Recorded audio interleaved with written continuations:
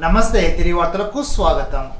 కార్తీక మాసం ప్రారంభం పాడ్యమి సందర్భంగా తణుకు సజ్జపురంలో గల ఉమాసిద్ధేశ్వర స్వామివారి ఆలయంలో ప్రత్యేక పూజలు రుద్రాభిషేకాలు నిర్వహించారు. తెల్లవారుజాము నుండి భక్తులు స్వామివారిని దర్శించుకున్నారు. కాలువలో కార్తీక దీపాలు వదిలారు.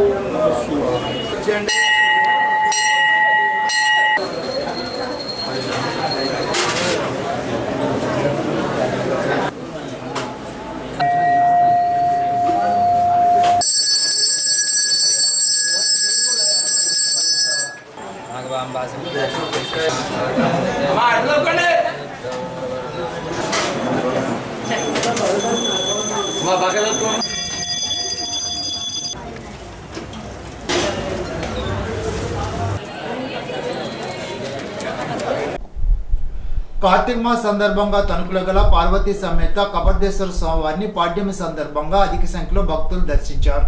స్వామివారికి ప్రత్యేక అభిషేకాలు, అమ్మవారికి కుంకుమ పూజలు జరిపారు.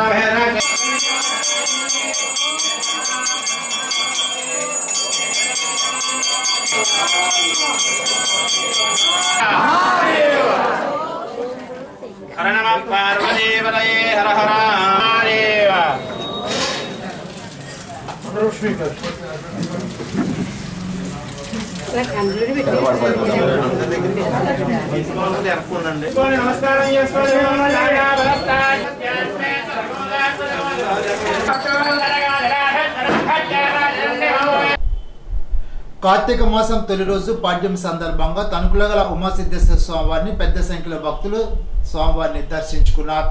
స్వామివారికి రుద్రాభిషేకాలు నిర్వహించారు. భక్తుల సౌకర్యార్థం ఆలయ కమిటీ వారు ప్రత్యేక ఏర్పాట్లు చేశారు.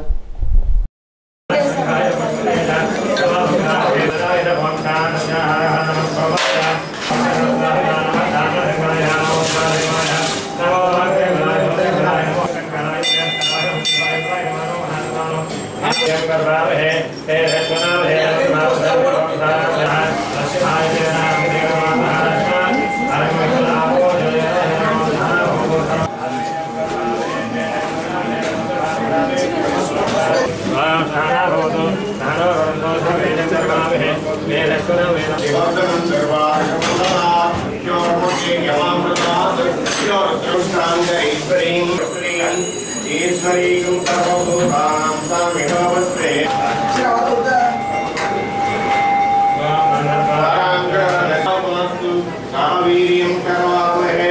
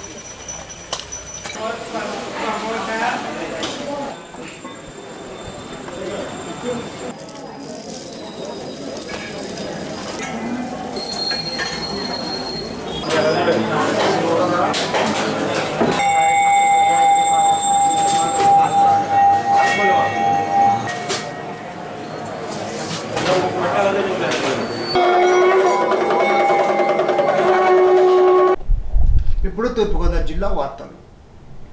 దక్షిణ తూర్పు అరేబియా సముద్రంలో ఏర్పడిన తీవ్ర ఆవర్తనం తమిళనాడు తీరానికి సమీపంగా దక్షిణ పశ్చిమ బంగాళాఖాతంలో కొనసాగుతున్న బలమైన తక్కువ పీడన ప్రాంతం కారణంగా వచ్చే 24 గంటల్లో వాతావరణంలో మార్పులు, వర్షపాత తీవ్రత పెరిగే అవకాశం ఉందని భారత వాతావరణ శాఖ జారీ చేసిన నేషనల్ బులెటిన్ నెంబర్ 3లో పేర్కొనడం జరిగిందని, ఈ నేపథ్యంలో జిల్లా పరిధిలోని అన్ని శాఖలను అప్రమత్తం చేస్తూ ఆదేశాలు జారీ చేసినట్లు జిల్లా కలెక్టర్ కీర్తి చేకూరి గురువారం ఒక ప్రకటనలో తెలిపారు.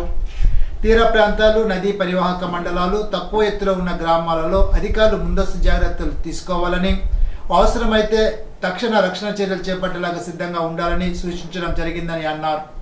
వాతావరణ శాఖ హెచ్చరికల ప్రకారం వచ్చే 24 గంటల్లో కొన్ని ప్రాంతాల్లో భారీ వర్షాలు కురిసే అవకాశం ఉందని, ఈ నేపథ్యంలో రెవెన్యూ, పంచాయతీరాజ్, విద్యుత్, రోడ్లు, జనవనరులు, వ్యవసాయ, నీటిపారుదల శాఖలు సమన్వయంతో పనిచేయాలని కలెక్టర్ కీర్తి చేకూరి ఆదేశించారు.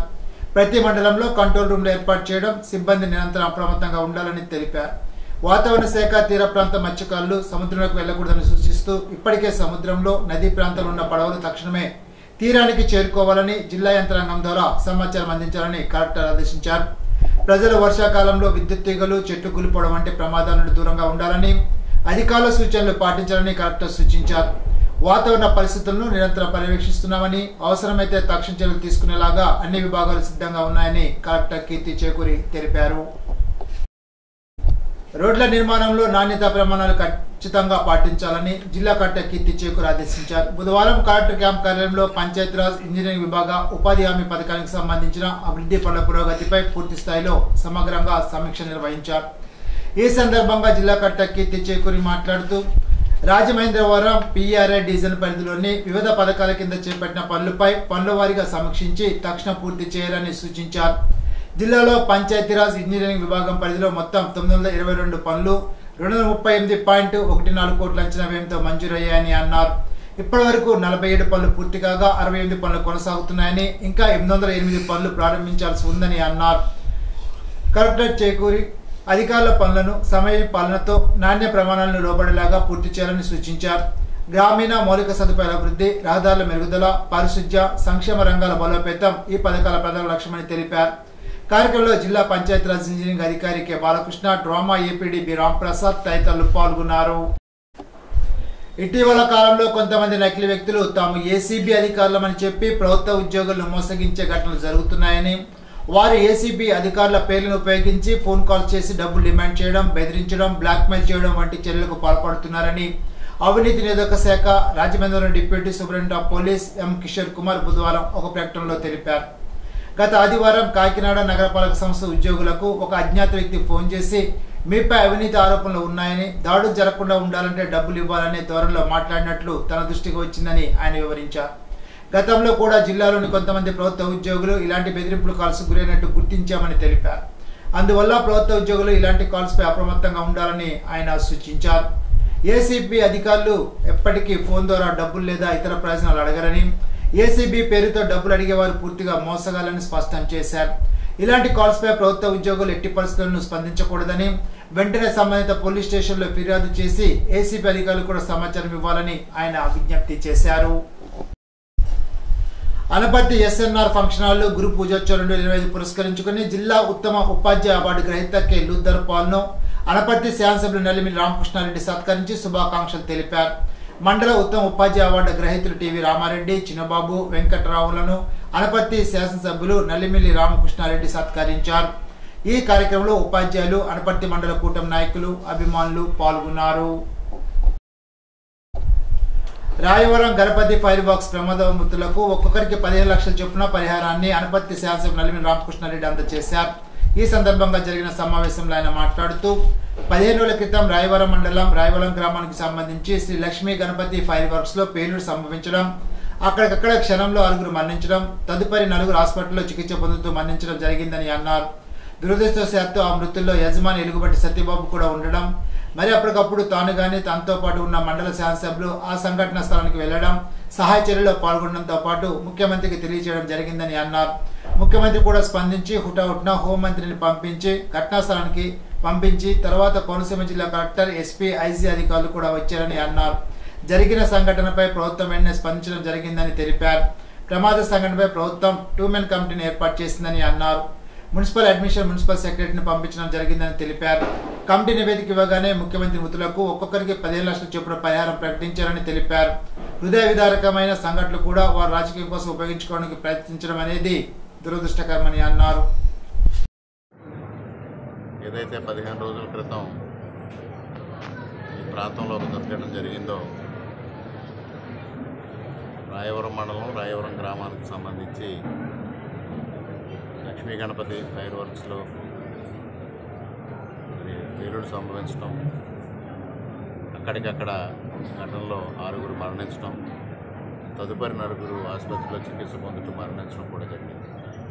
దురదృష్టవశాత్తు ఆ మృతుల్లో యజమాని ఎలుగుబంటి సత్యబాబు గారు కూడా ఉండడం, మరి అప్పటికప్పుడు నేను కానీ నాతో పాటు మండపేట శాసనసభ్యులు వెంకటరావు గారు కానీ వెంటనే ఆ కార్యక్రమం దగ్గరికి వెళ్ళడం, అక్కడ సహాయ చర్యల్లో పాల్గొనడం, ముఖ్యమంత్రి గారికి తెలియజేయడం, వెంటనే ముఖ్యమంత్రి గారు కూడా స్పందించి హుటాహుటిన హోంమంత్రి గారిని సంఘటనా స్థలానికి పంపించడం, కోనసీమ జిల్లా కలెక్టర్ గారు, అదేవిధంగా ఎస్పీ గారు, మిగిలిన ఐజీ గారు, మిగిలిన అధికారులందరూ కూడా రావడం, వెంటనే ఇక్కడ జరిగిన సంఘటన పైన ప్రభుత్వం కూడా స్పందించడం జరిగింది.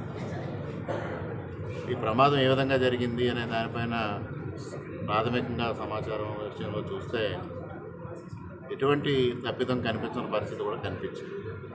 అటువంటి పరిస్థితుల్లో వీరికి ఎక్స్గ్రేషియా ఏ విధంగా ఇవ్వాలనే దానిపైన కూడా కొంత చర్చ నడిచింది. ఆ సందర్భంలో ఒక 2-man కమిటీని ఏర్పాటు చేయడం జరిగింది.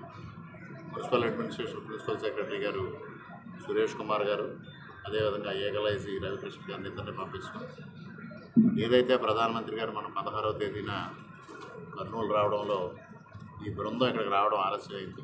వచ్చి ఈరోజు నివేదిక ఇవ్వగానే ముఖ్యమంత్రి గారు మృతులకి ఒక్కొక్కరికి 15 లక్షల రూపాయలు చొప్పున పరిహారం ప్రకటించడం జరిగింది. ఇంత 4 రోజులు ఆలస్యమైన డబ్బు రీతిన ముఖ్యమంత్రి గారు పరిహారం అందజేశారు. వారికి హృదయపూర్వకంగా మృతుల కుటుంబాల తరఫున, ముఖ్యంగా ఇందులో బాధిత కుటుంబాలు ఎక్కువగా అనుమతి చేస్తున్నాం. ఇప్పుడు ఏలూరు జిల్లా వార్తలు. దిగ్గిరాల క్యాంప్ కార్యాలయంలో దెందులూరు నియోజకవర్గ తెలుగుదేశం పార్టీ సమన్వయ కమిటీ సభ్యుల సమావేశం దెందులూరు శాసనసభ్యులు చింతమనేని ప్రభాకర్ అధ్యక్షతన బుధవారం నిర్వహించారు. ఈ సందర్భంగా దెందులూరు నియోజకవర్గంలో కూటమి ప్రభుత్వం అమలు చేస్తున్న అభివృద్ధి సంక్షేమ పాలన ప్రజలకు మరింత చేరువ చేయడంతో పాటు గ్రామాల్లో ప్రజలకు పార్టీని మరింత చేరువ చేసేలాగా పలు అంశాలపై చర్చించారు. ఎన్ని అవరోధాలు ఎదురైనా కూటమి ప్రభుత్వం ప్రజలకు ఇచ్చిన వాగ్దానాలు అమలు చేయడం సహా పేదవాడి అభ్యున్నతి కోసం అందిస్తున్న సంక్షేమ పథకాలు ఎంతో పారదర్శకంగా అమలు జరుగుతున్న తీరుపై చర్చించారు. కూటమి ప్రభుత్వం చేసిన సంక్షేమ అభివృద్ధి కార్యక్రమాలను గ్రామాల్లో ప్రజలకు మరింత చేరువ చేస్తూ వారి స్థానిక సమస్యలు గుర్తించి పరిష్కరించడంలో క్షేత్రస్థాయిలో తెలుగుదేశం పార్టీ నాయకులు కార్యకర్తలు చురుకైన పాత్ర పోషించాలని అన్నారు. సమావేశంలో దెందులూరు వ్యవసాయ market committee chairman Garapati Ramaseetha, మండల పార్టీ అధ్యక్షులు కార్యదర్శితో పాటు సమన్వయ కమిటీ సభ్యులు పాల్గొన్నారు.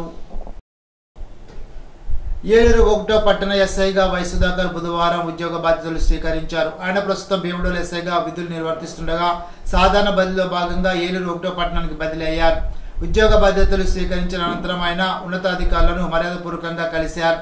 శాంతి భద్రత విఘాతం కలగకుండా పూర్తి స్థాయిలో చర్యలు చేపడతామని ఆయన తెలిపారు.